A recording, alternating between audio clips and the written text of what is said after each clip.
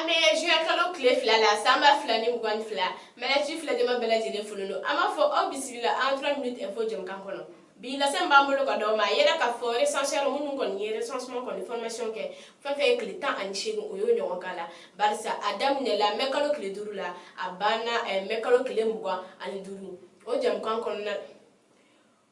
o kadala kono na la yera ka fo ko essentiel nun ko ni shi ko ni masara folo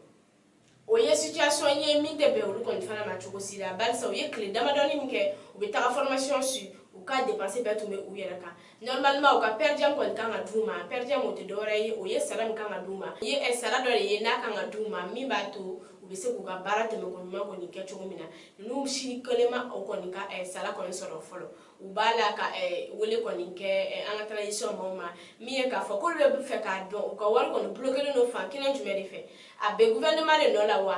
financement ko de be ka ke problème wa won mani mindo kuma ko ni chen ka se ka fodo nyana ol be saka boni ndugun kono basa uma go buka warla la sam kuma mbolo ka do ma bi oyeni ama fo o